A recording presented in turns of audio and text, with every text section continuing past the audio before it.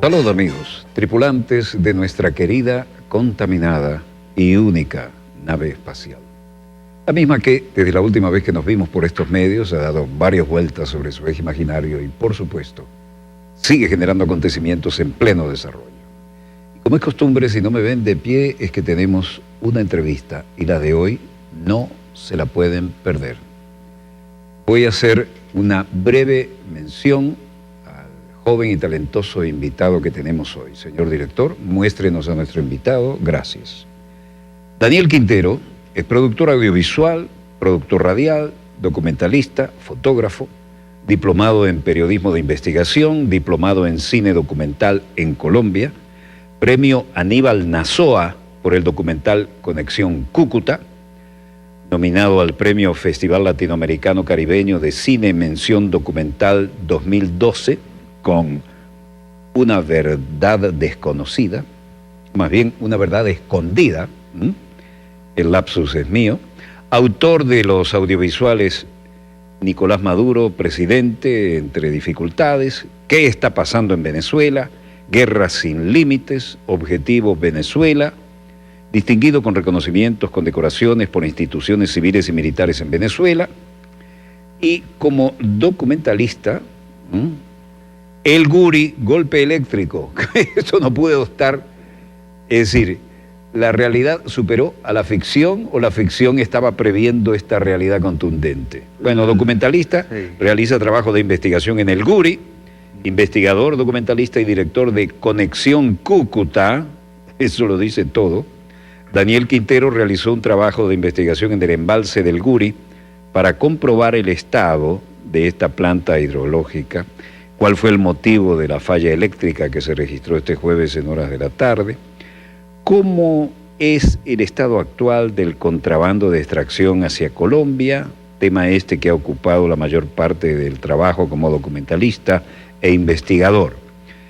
Esto no le hace mucha justicia a nuestro talentoso y joven invitado, pero voy a dejar que tú arranques con esto. Cualquiera de las cartas que hemos mostrado son apasionantes. Muchas gracias, profesor. Agradecido, y como siempre le digo, cuando estamos acá, usted ha sido una referencia de cómo hacer comunicación internacional, comunicación política.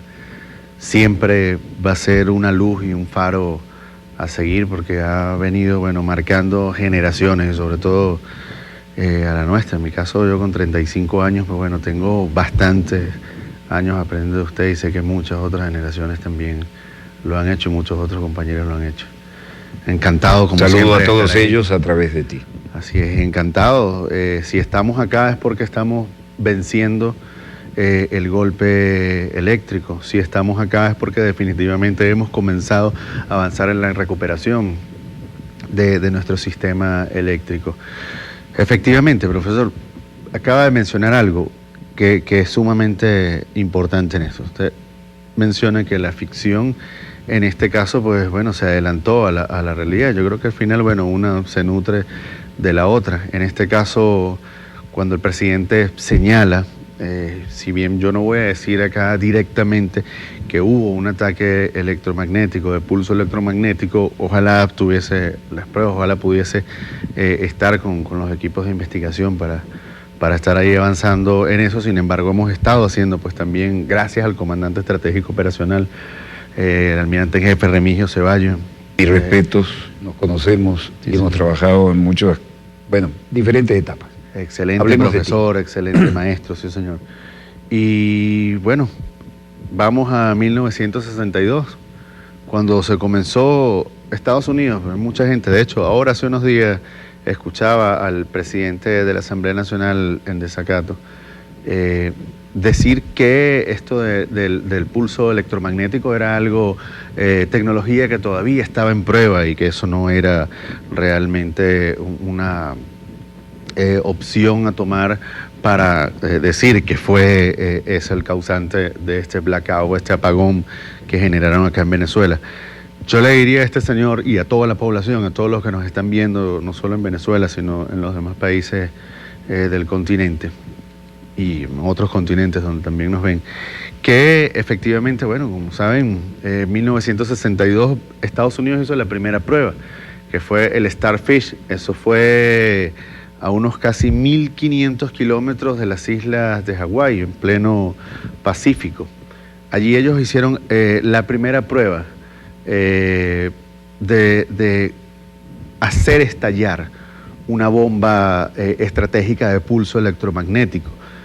Funcionó, tal vez no con el poder que ellos querían, porque no estalló exactamente en el punto donde luego ellos fueron avanzando en la investigación y se dieron cuenta que podían causar mucho más daño. Efectivamente, en el 62 bloquearon las líneas telefónicas en Hawái, tumbaron el sistema eléctrico en Hawái y claro, pudieron recuperarlo rápidamente porque no había ese desarrollo como hoy en día, pues no habían avanzado tanto, todavía pues era casi un pueblo, un gran pueblo, la isla de Hawái. Contra su propia población lo utilizaron. Y de allí fueron avanzando en crear nuevas tecnologías. Luego vino la creación de las ondas o las bases de lanzamientos de ondas electromagnéticas dirigidas hacia la ionosfera o armas geofísicas. Esto pues, lo venía teorizando Nikola Tesla, desde 1891, cuando creó los transformadores de bobina de alto poder, de alto voltaje. Se empieza a hacer este trabajo con finalidad militar, porque si buscamos en los archivos de la Fuerza Aérea Norteamericana, el proyecto 2025, que es el proyecto donde están todas las cláusulas, todo el tecnicismo que tiene estas grandes bases o armas geofísicas que tienen ellos en Alaska, que tienen ellos en Puerto Rico, que tienen ellos en varios lugares, incluso ahora han creado estas bases móviles en las cuales lanzan pulsos electromagnéticos de ondas de extrema baja frecuencia para generar cambio en el flujo de la presión del viento y generar sequías en determinados espacios. Pueden generar sismos, pueden generar terremotos, como lo dice la inteligencia rusa en el año 2010, que el terremoto de Haití fue causado por este tipo de armas geofísicas, específicamente el que está ubicado en Gacona, Alaska. Ya que hablas de eso, HARP es un proyectazo que desde hace décadas tiene bosques de antenas allá en Alaska, ¿no? Así es. Y nadie habla de HARP. ¿No? Y son, para que alguien entienda, por lo menos el caso del HARP que tienen ellos allá en Alaska, tiene una capacidad de generar pulsos electromagnéticos de 3.6 millones de vatios. Para que más o menos alguien tenga una idea, la radio más poderosa de los Estados Unidos, ABC Radio, puede transmitir, que transmite de costa a costa, transmite a 52.000 vatios. O sea, estamos hablando de más de 72 veces el poder que tiene esta estación o esta cadena de radio. Haciendo ellos uso de este tipo de armamento pueden generar algún tipo de movimiento. Es decir, ¿qué son las ondas de extrema baja frecuencia? Son ondas electromagnéticas. Efectivamente, si alguien ha estado, por ejemplo, en un concierto o ha estado al frente de un gran bajo o un gran parlante, ha sentido esos pequeños vatios de ondas electromagnéticas. Por ejemplo, yo pongo acá un bajo de 5.000, 10.000 vatios y puedo tirar todo lo que está en la mesa sin empieza necesidad a vibrar, de se desplaza y que se rompe además. Sin necesidad de tocar, de que haya algo físico, sino es algo que trasciende pues el tema de que sea algo directamente un golpe físico, sino a través de las ondas electromagnéticas de extrema baja cómo afecta frecuencia. eso nuestros fluidos, nuestros órganos y nuestras neuronas. Así, exactamente. E incluso esto en los Estados Unidos se prohibió en los años 80 utilizarse para buscar petróleo. ¿Por qué? Porque si bien era efectiva esa ciencia para la búsqueda de hidrocarburos y otros minerales para hacer el estudio del suelo, al cargar estas antenas de ondas de extrema baja frecuencia generaban sismos de 4 o 5 en la escala de Richter, en pequeños, solamente energizándolo con unas pocas plantas eléctricas. Ya no estamos hablando de microsismos. Ya no estamos hablando de microsismos. Entonces, en un futuro próximo cercano, si tuviésemos un sismo, un gran sismo en Venezuela, evidentemente estaríamos señalando que forma parte de este tipo de armamento militar que, como dije en un principio, en el año 2025 ya Estados Unidos tiene que tener el control y todo lo que es este proyecto finalizado para poder pasar ya como un arma no convencional a la fuerza, digamos, a la fuerza norteamericana, en este caso la Fuerza Aérea de los Estados Unidos. ¿Y entonces, cómo conoces ese cronograma, 2025? Porque eso se desclasificó unos documentos hace unos 10 años. Recordemos que allá, bueno, tienen lo que es la ley, la FOIA, sí, que es la desclasificación de documentos cada cierto tiempo para que la gente se entere, pues, de lo que, en qué se están gastando los impuestos. Suponemos que es una desclasificación selectiva también. Sí, por favor, sí. Por favor, muy selectiva. Pero bueno, causa curiosidad en igual en los Estados Unidos, pues tenemos gente que no se dedica estrictamente a esto. Tenemos una población muy mediatizada que tal vez no hace seguimiento de esto. En este caso nosotros que ya, bueno, venimos estudiando el fenómeno desde hace varios años, nos conseguimos con ese documento. Y específicamente, bueno, lo dice 2025. Eso ya está en línea, la gente lo puede descargar.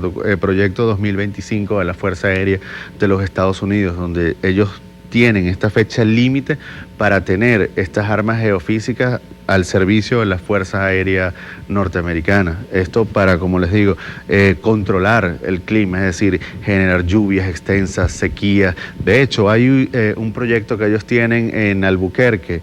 Es Nuevo México. Sí, Nuevo México, sí señor. Que por cierto, Nuevo México también fue el sitio donde se hizo luego del 47, creo que fue 48 o 52, explosión o bombas, explosiones nucleares a cielo abierto, probando ellos su arsenal nuclear. Bañaron de radioactividad todo el planeta. Así es. Entonces, esto fue en Roswell, Nuevo México. En el caso de Albuquerque, ellos tienen allí un centro de estudio para la generación de rayos, con la finalidad de utilizarlo con fines militares. Es decir, una concentración, que le caiga un rayo, nadie puede sospechar que hay algo más allá de un factor natural el que hizo que cayese un determinado rayo en un determinado lugar. Entonces ellos vienen haciendo todos estos estudios justamente para sus fines militares. Es la industria más grande, es la industria que mueve prácticamente los Estados Unidos y el mundo entero, es decir, la industria militar como tal. Y en este caso, ¿qué hubiese pasado en la República Bolivariana de Venezuela si ellos nos hubiesen bloqueado la energía por más de 10 días, 15 días, 20 días, bloqueando nuestra energía, bloqueando los suministros, cadenas de frío, bloqueando las telecomunicaciones, o sea, el tema de la salud, los hospitales, cirugía, etcétera? O sea, nos hubiesen pues llevado al caos total. Y esto justamente forma parte de esa puerta que abrió en un momento el presidente Barack Hussein Obama en el año 2015, firmando ese decreto de que Venezuela era una nación que era una amenaza inusual y extraordinaria para los intereses de los Estados Unidos. Pero también en el año 2012, Barack Obama firmó, alguien decía ahora que había sido el presidente Trump el que estaba firmando un decreto para protegernos. Vayan al 2012, donde ya el presidente Barack Obama cataloga los pulsos electromagnéticos como un arma inusual y extraordinaria que podía amenazar la seguridad de los Estados Unidos. Estoy hablando del año 2012. El presidente Barack Obama. Hay otro codiguito, te voy a interrumpir brevemente, sí, porque esto los del área militar lo tienen bien claro. Cuando una autoridad ejecutiva de ese nivel dice estamos ante a clear and present danger, un claro y presente peligro, eso es el código para estamos autorizados por tanto a una acción bélica, guerra. Y pasó desapercibido, lo dejaron pasar como si fuera una frasecita. Sí, señor. Y ya lo acaban de pronunciar. Tal cual. Acaba de dibujar. Lo acaban de refritar, enclave, digamos. El enclave perfecto. Es así, tal cual. Esas órdenes ejecutivas lo que hace es abrirles la puerta. Es decir, pueden actuar.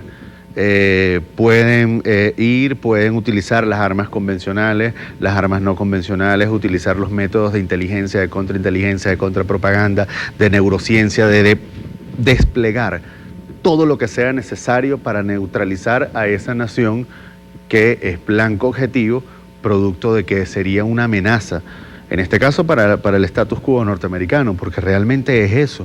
O sea, la última persona que desafió el poderío militar norteamericano estando en la presidencia fue el presidente John Kennedy. Claro, porque Kennedy tenía una formación de, digamos, de la aristocracia criolla, era un héroe de guerra con su lancha PT, la famosa torpedera que en mi niñez me encantaba mucho, y las tenía enfrente en Montevideo. El tema es que ese hombre era intocable porque tenía prestigio, tenía dinero, era un héroe de guerra y no lo podían controlar. Así es. Se les escapó, entonces había que eliminarlo. Claro, fue... Es lo que llamaban un loose cannon, ¿no? Un cañón que se soltó y el barco se está moviendo. Completamente. Y nosotros pudiéramos comparar el asesinato del presidente Kennedy, lo dijimos, creo que fue la penúltima vez que estuvimos acá, con todo lo que le están aplicando en este momento al presidente Nicolás Maduro. ¿Por qué? Porque el asesinato de Kennedy fue perfecto. O sea, manipularon a toda la población civil. Sacaron en aquel momento los jefes militares que eran cercanos a él y los enviaron a misiones luego de dudoso fin. El presidente Kennedy estaba a punto ya de sacar a las tropas norteamericanas de Vietnam. En el año 65 había ordenado que se retirasen. ¿Cuánto más duró la guerra? 10 años más después del asesinato. El aparato tecnológico militar industrial, por favor, mueve las fortunas del mundo. Bell, la compañía Bell que fabrica helicópteros, Bell Helicopter, estaba casi en la quiebra. Y nada más, los helicópteros que se perdieron en Vietnam fueron más de 3.000 helicópteros. Es decir, todo lo que fue el aparato militar, armamentístico, la Colt con sus M16, todo lo que era bombas, todo lo que era el tema de los helicópteros. En el caso el helicóptero era el caballo de Vietnam. Era el caballo, así es. Entonces utilizaron todo lo que fue necesario, incluso en Vietnam utilizaron guerra no convencional también. Desde el año 65, desde el año 67 hasta el 72, fueron 5 años utilizando una tecnología que estaban recién probando, que era el bombardeo de yoduro de plata de las nubes para generar lluvias. E hicieron llover por unos cuantos años en Vietnam con la finalidad de inundar el paso entre Laos y Ho Chi Minh, ahogar el ganado, inundar las cosechas de arroz, bloquear todos los caminos para la logística. Entonces, y eso es real, eso ocurrió, eso fue desclasificado hasta hace pocos años, que fue la Operación Popeye, que permitía el vuelo o que permitió más de 2.000 vuelos con fines militares para bombardear las nubes en Vietnam y hacer llover de manera en la que nunca había llovido sobre esas tierras. En un lapso de 2 años causaron gran daño, sin embargo no pudieron contra el pueblo vietnamita por el tema, la moral que tenía ese pueblo y porque estaba sumamente consciente, que es lo que pasa justamente hoy en Venezuela. Entonces, ¿qué teníamos para asesinar a Kennedy? Kennedy se rebeló contra este aparato militar, iba a eliminar, de hecho, 52 bases, profesor, en los Estados Unidos, e iba a sacar 22 del extranjero. O sea, clausurar 22 bases en el extranjero y a traerse los misiles Júpiter que tenían en Turquía, que había llegado pues en acuerdo con Khrushchev en el año 62, cuando la crisis de los misiles. Turquía, que era la punta de lanza de la OTAN hacia el oriente. Entonces fue ese aparato militar, fueron esos generales, ese alto mando militar, ese Curtis LeMay ahí moviendo. Curtis LeMay, un héroe de guerra. Exactamente. Intocable. Entonces, para que la gente más o menos tenga una idea de esto, al sacar, el presidente saca a Allen Dulles, que fue director de la CIA. Sí.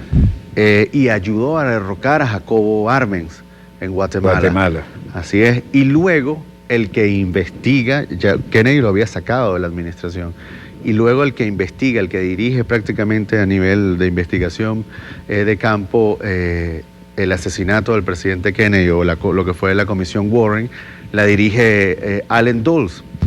Fue jefe de la CIA, quien era hermano de John Foster Dole, ex secretario de los Estados Unidos, y por favor, o sea, pertenecían también a este lobby de United Fruit Company que estaban minando todo el continente de explotación y miserias y de apropiamiento de la tierra.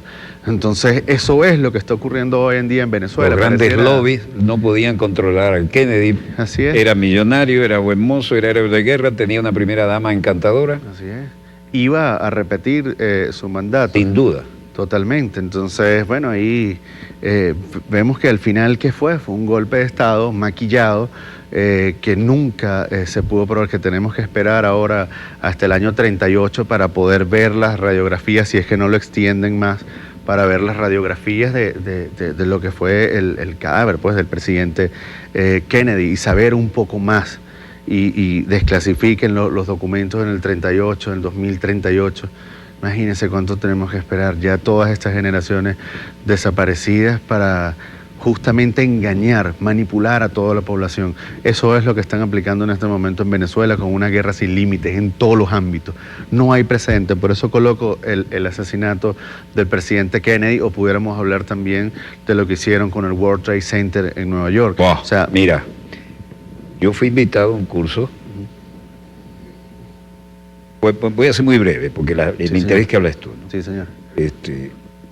Un alto funcionario de la embajada estadounidense, en esa época teníamos unas relaciones bastante fluidas, como con todas las embajadas, siendo uno internacionalista, me dice, mira, Walter, tú nos das duro, pero juegas limpio.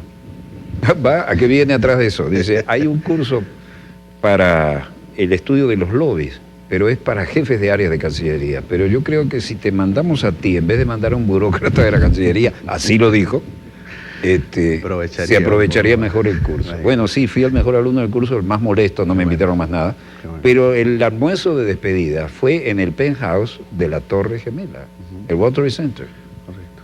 Eso estaba, hablamos de esa mole, estaba recontradiseñado para aguantar el impacto de cualquier avión. Claro. Porque ya al finalizar la Segunda Guerra, un B-25 le pegó al Empire State, que no tenía los recursos que tenía el World Trade Center. Los motores se desintegraron, uno cayó por el pozo del ascensor, el otro atravesó todo el Empire State y cayó en un penthouse donde le arruinó la obra de un pintor de toda su vida. Cosas tremendas. Pero ese lugar donde uno estaba era como estar en una meseta creada por el hombre en el cielo. Correcto. No había vibración, no había nada. Era imposible. Y cuando tú ves el video, porque aquí lo mostramos, sí, cada piso se viene a la misma velocidad sobre el otro. Sí, por segundo, pan, sí. pan, pan, pan, pan. Eso es una demolición controlada aquí y en Marte.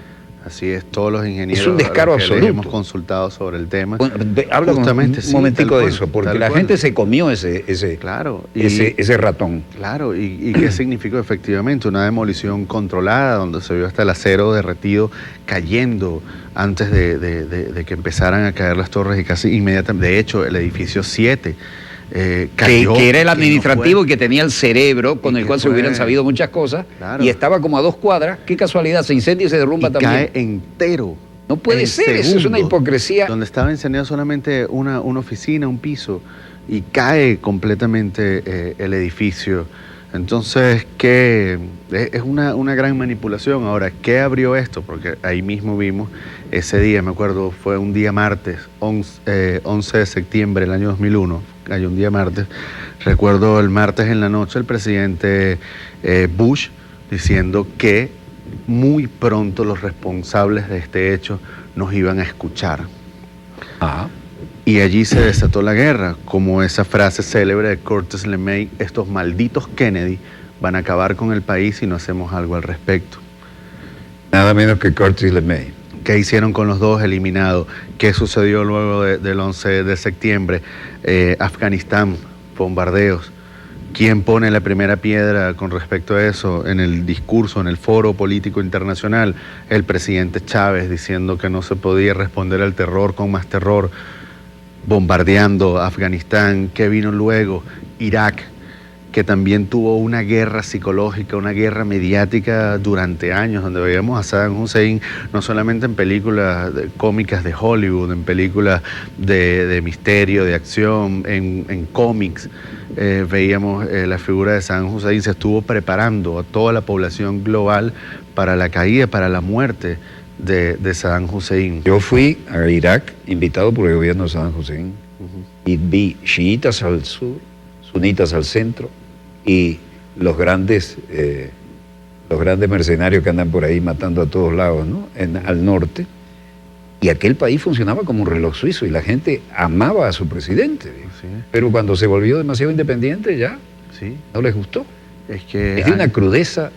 Eso, y la caída de la Torre Gemela, eso es intragable, digamos. Intragable, pero hicieron tanta publicidad, la guerra del terror, el terrorismo, hay que combatir el terrorismo, las 24 horas del día. Los kurdos, eso, que ahora están metidos en todo, eran los que estaban al norte en Irak y se portaban, pero tenían su propio idioma, sus propios medios de comunicación, su propia legislatura local, estaban encantados con él. Así es. ¿Y qué hicieron? Pues bueno, destruir a ese país, fragmentarlo, por supuesto alimentar su industria militar, por supuesto lubricar muy bien la economía con esa nueva modalidad de guerra de las contratistas, de contratar grupos para hacer la guerra. Cuando terminamos ese curso, que era de costa a costa y de norte a sur, por ejemplo, petróleo, Universidad de Texas, negocios con el Pacífico, California, lo que fuera.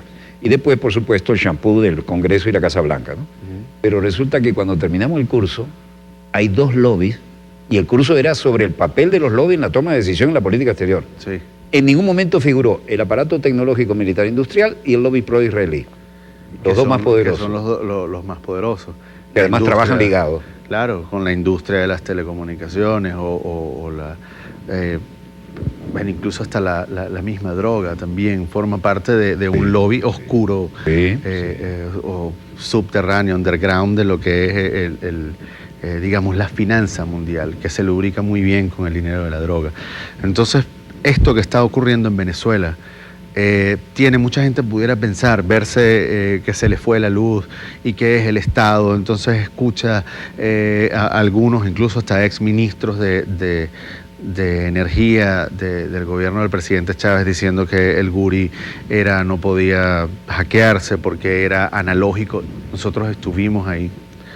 No es analógico, no se abren las compuertas tampoco con una palanca mecánica, o sea, eso está automatizado y se ha venido automatizando todas sus fases, sus subestaciones, ha venido modernizándose.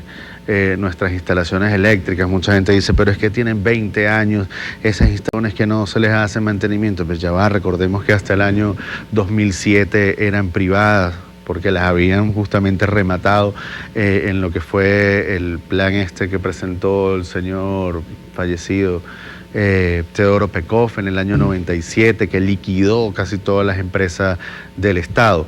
Entonces tenemos una empresa que apenas el Estado comenzó a tomar en el año entre 2008 y 2009, y lo primero que se le hizo fue toda una radiografía a esa empresa para ver cómo estaba. Yo recuerdo al presidente Chávez anunciando en el año 2009 que venía para el año 2010 una gran inversión para la industria eléctrica nacional, producto de la desinversión de aquellos que habían comprado en remate esas empresas.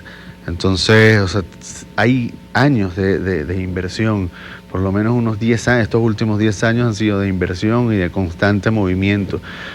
Ahora bien, no escapa la industria eléctrica de todos los males que hay en el país, que justamente son provocados por la guerra financiera, es decir, la deserción de personal calificado para irse a otro lugar, a probar suerte, para buscar una mejora salarial.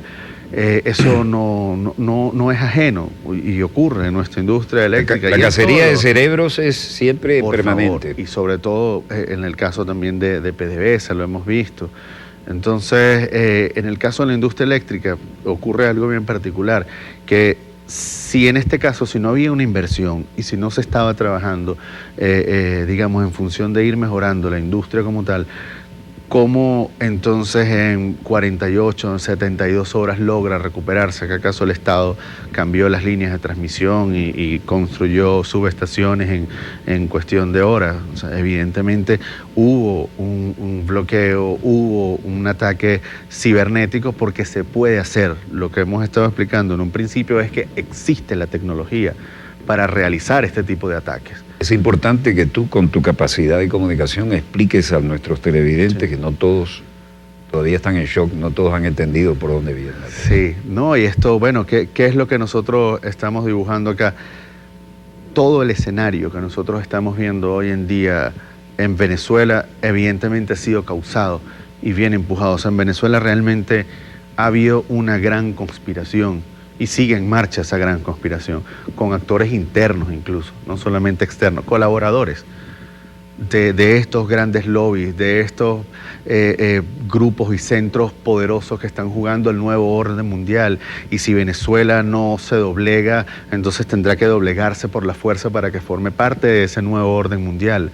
¿Por qué? Porque Venezuela tiene todos los minerales necesarios para cambiar, digamos, bueno, todo el panorama del continente en tema energético. En el caso de Colombia lo hemos dicho, o sea, tienen 4 años de petróleo y necesitan... ya no son ni 5, como decía. Ya no son ni 5 años, entonces tienen poco más de 4 años de petróleo, están como locos buscando en el departamento. La patria del traidor Santander sigue dando que hablar. Sí, señor. Y ahí están en el departamento del Cesar buscando petróleo a través de esta tecnología de fractura hidráulica de la corteza terrestre. O sea, haciendo fracking en Colombia, que por cierto nos genera leves sismos de nuestro lado al occidente del país, que se han venido intensificando. La misma tecnología que prohibieron en algunos lugares de Estados Unidos. En Estados Unidos, y lo están utilizando ya. Y ahí, bueno, claro, una ligera protesta, porque en Colombia ocurre lo que ocurre en los Estados Unidos. O sea, están bloqueadas las voces pequeñas, por decirlo de alguna forma, pero que realmente representan a una gran mayoría. O sea, Colombia es un país de una exagerada desigualdad, es un país que vive oprimido. Hemos estado allá, bueno, muchas veces, hemos hecho ya varios trabajos allá, y ellos definitivamente harán todo lo posible por colaborar para derrocar, no solamente en su momento el presidente Hugo Chávez, sino también el presidente Nicolás Maduro y toda la coalición que lo apoya. Es decir, es fragmentar, es quebrar, es derrocarlo, para que nunca la opción del chavismo o del socialismo sea una opción para algún pueblo. Es decir, ellos además quieren... están tan sucios con el tema de la droga que los tienen agarrados por las muchísimas, los gringos, a todos ellos. Así es. Entonces, grandes desigualdades, como por nosotros nos conseguimos, ahora recientemente que fuimos, obtuvimos datos del Instituto Geográfico Agustín Codazzi, obtuvimos por lo menos las cifras de tierras, de la tenencia de la tierra, es algo abismal. O sea, unas 340.000 hectáreas apenas son distribuidas para 1.400.000 campesinos registrados. Es decir, 1.400.000 campesinos colombianos registrados con 1 hectárea o hasta un poco menos, tienen en su poder unas 340.000 hectáreas. O sea, 1.400.000 tienen 340.000 hectáreas. Mientras que 2.013 personas sí, son un club dueñas, social. Son dueñas de 44 millones de hectáreas. Por Dios. ¿Cómo se desarrolla un país así, por favor? O sea, 2.013 personas son dueños del 47% de la tierra colombiana. 2.013 personas tienen 44 millones de hectáreas en su poder. ¿Cómo se desarrolla un país en esas condiciones? Con una gran desigualdad social, con 6 estratificaciones sociales, con la medicina como la carrera más costosa, que cuesta $3.500 el semestre. Luego la segunda carrera es la política. Luego la tercera carrera es el derecho. Es decir, la medicina, la política y la justicia está predestinada para que la ejerzan las personas de mayor poder adquisitivo. Ese es el Estado colombiano, mientras que en Venezuela, por ejemplo... ¿Cuánto cuesta el semestre? $3.500. $3.500. Muy democrático. Muy democrático, exacto. Entonces estamos hablando de unos 10 millones y medio de pesos, cuando el salario mínimo colombiano son apenas unos 700, casi 750.000 pesos, 800.000 pesos, pudiéramos redondearlo, como decimos acá, muy por arriba. Y jamás pudiera costearse una carrera. Entonces tienes a más de la mitad de la población, mucho más de la mitad de la población, destinada a medianamente tecnificarse o jamás ingresar incluso a la educación universitaria. Eso no ocurre en Venezuela. En Venezuela la carrera de medicina es completamente gratuita. Esas son las cosas que ellos todas ellas. Por eso quieren derrocar. Pero además tenemos... ¿Cuántos? 5 millones de colombianos viviendo aquí. Así es. Y con salud gratis, educación gratis, vivienda gratis. Que, por cierto, el tema de la vivienda allá es sumamente precario. La mayor parte de las personas viven en arriendo, mientras que acá la mayor parte de las personas son propietarias. De hecho, nosotros allá vimos muchos compatriotas venezolanos que están de vendedores incluso en las calles, arrepentidos, queriéndose regresar a Venezuela y bueno... muy arrepentidos porque les pintaron un panorama que no era, vendieron sus casas, sus pertenencias acá para irse a probar suerte de un país que tiene grandes desigualdades. Entonces tenemos una Colombia que ha estado jugando al golpe de Estado.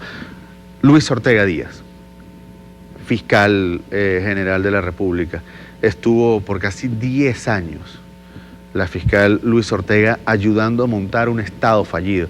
O sea, la conspiración está adentro. Rafael Ramírez, la industria petrolera, desmontando la industria petrolera, desmontando las inversiones. Así es. Además pichaban duro para los políticos. Pichaban duro, exactamente, comprando a políticos, comprando industrias, etcétera. Entonces tenemos Rafael Ramírez, la misma inteligencia acá. Recordemos, bueno, hay oficiales de inteligencia que controlaron la inteligencia por 10 años en Venezuela, como sí, el señor Carvajal, el señor Rodríguez Torres, que estuvieron justamente dirigiendo la inteligencia en Venezuela.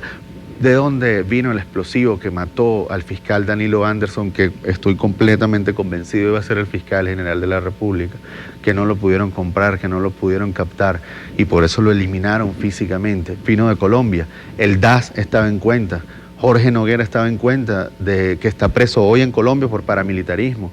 Rafael García, director de informática del DAS, extinto Departamento de Administración de Seguridad, es decir, el Servicio de Inteligencia Colombiano, hoy DIJÍN, o sea, formaba parte del asesinato del fiscal Danilo Anderson. Sabía y estaba en cuenta el presidente Álvaro Uribe Vélez del asesinato del fiscal Danilo Anderson. Y de allí en adelante... El doctor Barito. Así es, que por favor, o sea...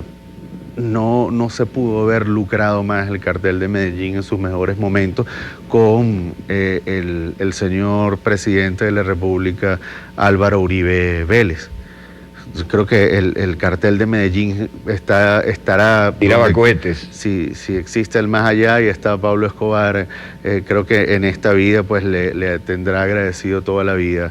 Y se jugaba duro, porque incluso en el avión presidencial, en la nariz de radar, encontraron 5 kilos de cocaína. Claro, bueno, en el caso de la hacienda de Pablo Escobar, no, el Tranquilandia. Tranquilandia, donde apareció un helicóptero propiedad del padre de Álvaro Uribe, y eran tierras que pertenecían al señor Pablo Escobar Gaviria. Entonces esta gente ya tenía tiempo pues trabajando juntos, y eso, o sea, es otro lobby, es el lobby del narcotráfico, para que la gente más o menos tenga una idea. O sea, la esposa del hermano de Álvaro Uribe, o ex esposa, Dolly Cifuentes, que estuvo casada 14 años con el hermano de Álvaro Uribe, que tuvieron 2 hijos, fue deportada de Colombia hacia los Estados Unidos porque era la que lavaba el dinero del Chapo Guzmán, el cartel de Sinaloa, en Colombia. Es decir, la cuñada de Álvaro Uribe Vélez, cuñada de Álvaro Uribe por 14 años. Entonces el lobby del narcotráfico también está detrás del derrocamiento del presidente Nicolás Maduro. También quieren hacerse uno de la posición privilegiada y esa zona marítima exclusiva que tenemos de más de 700.000 kilómetros cuadrados de mar. quieren hacerse de eso, quieren hacerse de nuestros puertos, necesitan nuestra ubicación geográfica también para distribuir su droga y además necesitan la urea que puede producir PDVSA y además necesitan la gasolina, porque recordemos que la gasolina no solamente es para motorizar vehículos, sino que se utiliza... Eso la gente la conoce poco, tiene muchísimo que ver con la droga, ¿no? Sí, señor, es un elemento añadido de la cocaína. La gasolina es un elemento añadido de la cocaína, se necesitan por lo menos unos 200 litros de gasolina para elaborar un kilogramo de pasta de base de coca. Entonces, o sea, es mucho lo que también Colombia, o estos grupos colombianos, porque no es el pueblo. Como que decir, el pueblo realmente está explotado con altas tasas de interés en los bancos, con casi que imposibilitados de acceder a la educación universitaria. Entonces ya no es el pueblo, sino son estos grandes grupos económicos. Entonces ahí es donde tenemos, no por nada casual, ahora Colombia sigue, porque de hecho están muy metidos desde hace tiempo, bueno, con el contrabando de extracción nos hicieron un daño terrible desde el año 2012, 13, 14, 15, 16, 17, o sea, se nos fue medio país por esa frontera. Y el Estado trató de hacer todo lo posible con líneas de bloqueo, líneas de contención, líneas de fiscalización, pero es que del otro lado no hacían absolutamente nada, simplemente bien recibía. El que pasara 5.000 litros de gasolina era legal. Si alguien tenía 5.000 litros de gasolina en su casa, traída de Venezuela, pues podía registrar una, ¿cómo le dicen? Cooperativas de pimpineros. Una asociación civil para comerciar el combustible, y eso lo podías ver en norte de Santander, de hecho un poco más allá, ya hasta Santander incluso se empezaba a ver la gasolina venezolana y los productos venezolanos ya se empezaban a ver en Bogotá. Hoy en día sí se ha visto disminuido el contrabando, realmente no existe contrabando de extracción. Esto es algo. Bueno, sí. Sí, el fenómeno, ahora estuve hace pocos días allá, ya en la Quinta Avenida, que es donde están estos grandes almacenes, donde vendían los productos venezolanos, pues ya no se ven, producto de que es mucho más costoso en Venezuela, y esto sí es bien particular, que ahora en Venezuela los productos, cuando los llevas al cambio en pesos o en dólares, es mucho más costoso que cualquier producto similar en cualquier otro país del continente, y en este caso de Colombia. Entonces los productos son hasta 3 veces más costosos que en Colombia y ya no los están llevando. Es decir, ya no compran el ganado, ya no compran los lácteos, ya no se compran los víveres porque cuestan mucho más acá en Venezuela. Entonces ha habido una cosa que es muy extraño también, y esto hay que decirlo con seriedad, pero hay que hacer la denuncia también, porque en Colombia se pagan altos impuestos. La gasolina cuesta más de $1 el litro. Es decir, los costos de transporte son costosos, los peajes son sumamente costosos. Los salarios, está 1 a 1 en este momento la moneda, 1 peso por un bolívar por 1 peso, aproximadamente entre 3.000 bolívares, poco más.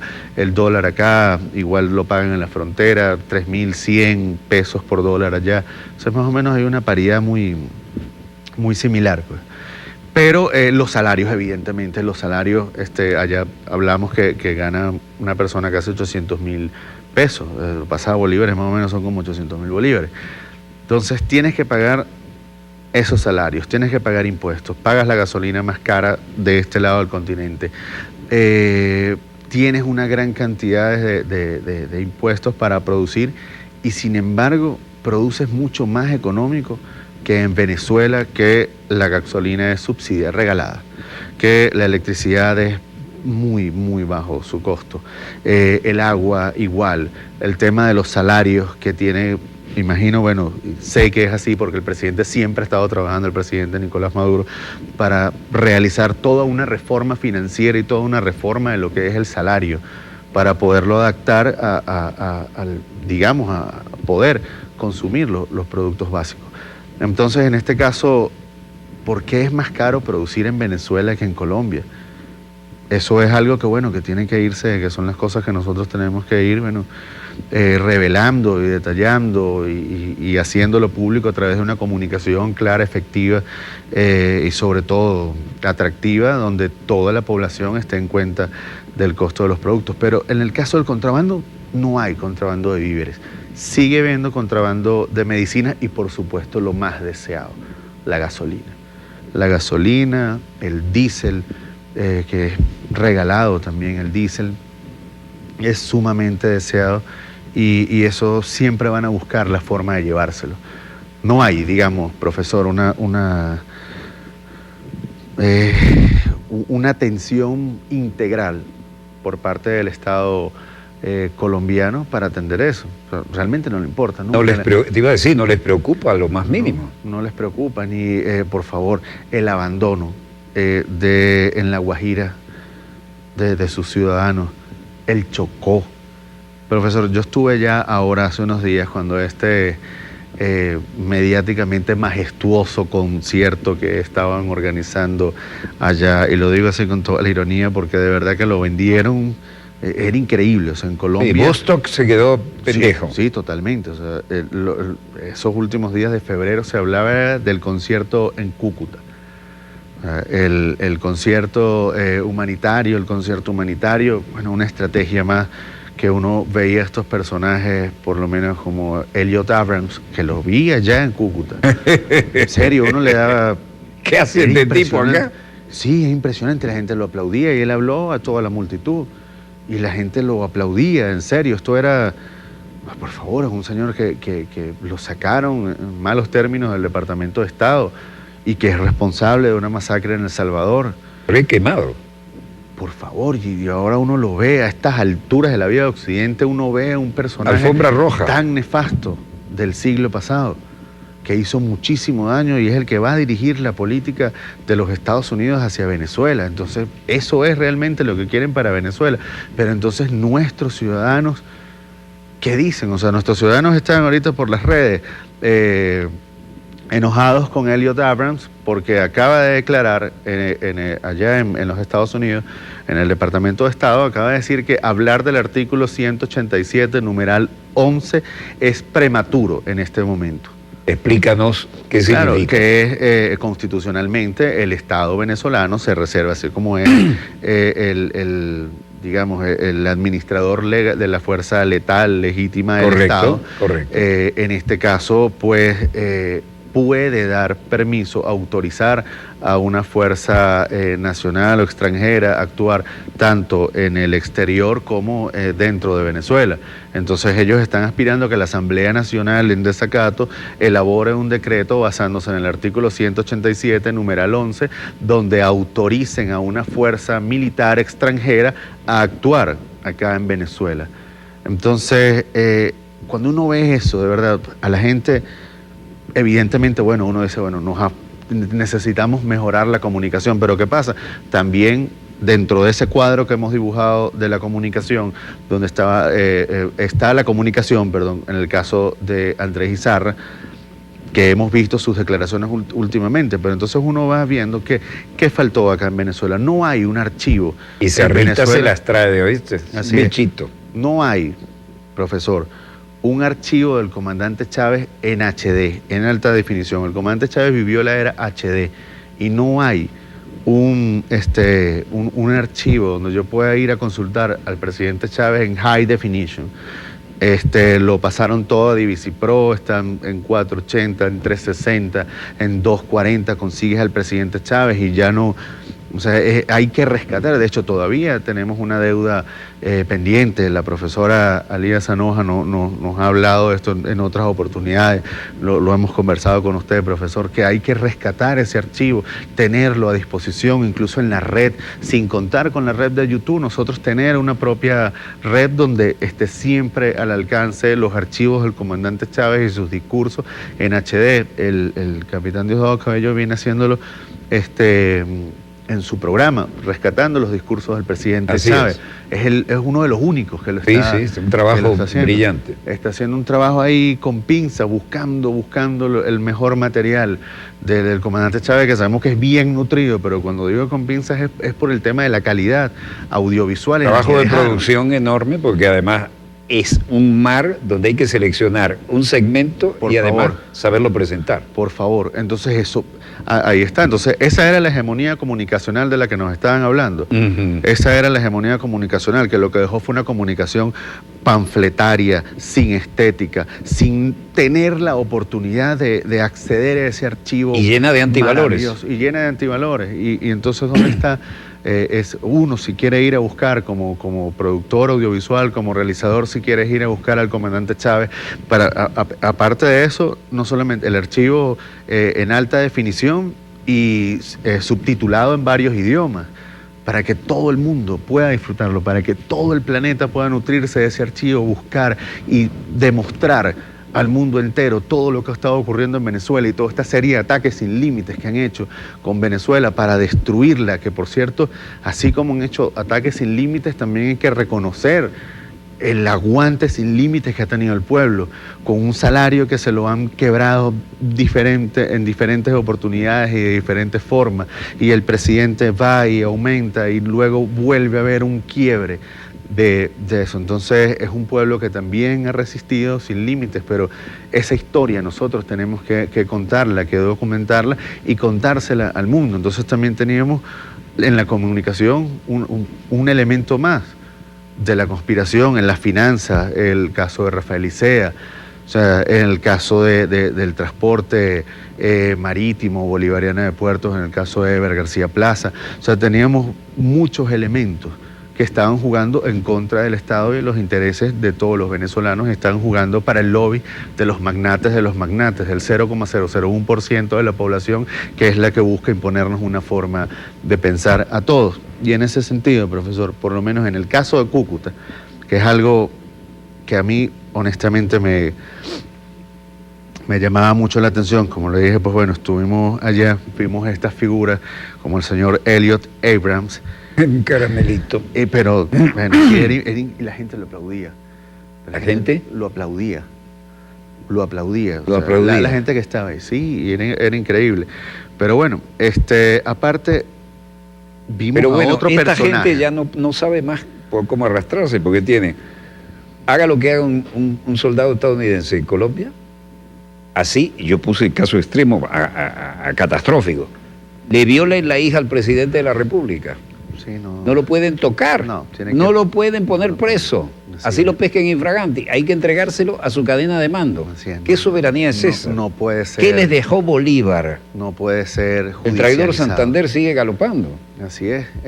Yo creo que ahí está. Y Bolívar, pues bueno, también en Colombia está oculto ese Bolívar antiimperialista, ese Bolívar del cual le dijo pues al señor, al insolente profesor, se me va el nombre, el insolente Mr. Irving, que le dijo en una de sus cartas por el tema de las goletas que la mitad de los venezolanos habíamos perdido la vida luchando contra el imperio español y la otra mitad estaría estaba deseosa. Así es, de poder correr con la misma suerte si tuviera que luchar contra el mundo entero. Ese Bolívar no está allá en Colombia, pero bueno, en el caso de Colombia nos conseguimos también en esa tarima a este señor que ya tenía, tiempo, ¿no? Realizando, digamos, aquí está, reuniéndose con el presidente. Este señor es Richard Branson. ¿Ah? Ok, Richard Branson es el presidente de las empresas Virgin. Virgin, recordemos, o sea, aerolíneas, un conglomerado, sí, casi de 500 empresas, aerolíneas, hoteles, Virgin Hotel, Virgin, en un momento hicieron hasta un refresco, Virgin Cola, Virgin Record, hoy en día tienen una empresa llamada Virgin Galactic, ¿no? Que es una empresa que viene justamente desarrollar el espacio, desarrollando, exacto, el turismo espacial, pero con ello, pues buscando,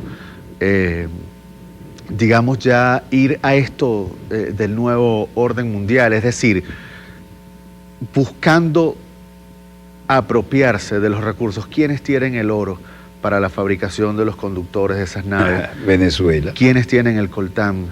Todos los minerales estratégicos y raros. Todos los minerales estratégicos, así es. ¿Quién decididamente, el presidente Nicolás Maduro se ha decidido a tomar la gobernanza de esos espacios y sacar a las mafias? E inmediatamente, apenas sacan y desmantelan una mafia, sale un funcionario en el Departamento del Tesoro o del Departamento de Estado a decir... A llorar. Exactamente. Entonces, tenemos...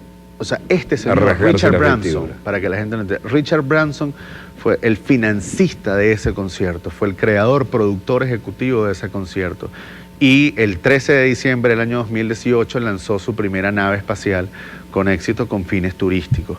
Entonces, ¿qué buscan ellos? Crear plataformas espaciales, satélites de telecomunicaciones, naves espaciales para el tema del turismo, hoteles en el espacio. Cosas que parecían de ciencia ficción. Exactamente, pero hoy en día son una realidad y si nosotros no tomamos conciencia de qué es lo que realmente está pasando, que no es el presidente Maduro el que está detrás de lo que pueda estar ocurriendo en Venezuela en cuanto a lo negativo, sino todo lo contrario, ha sido un muro de contención acompañado con una gran coalición de patriotas y por supuesto de un pueblo que no se da por vencido, así como en la época independentista. Es decir, por eso, no por casualidad, nunca fuimos un virreinato. Siempre fuimos una capitanía general. Somos un pueblo fuerte, digno, noble, que está dispuesto a hacer lo que sea para seguir siendo libre, donde nosotros no salimos a conquistar, salimos a dar libertad a otras naciones. Y la vez que cruzaron la frontera, nuestra fuerza fue para darle patria y libertad a 5 naciones. Sí, incluyendo a Colombia, que nos paga tan bien. Sí, bueno, querido amigo, se nos fue el tiempo.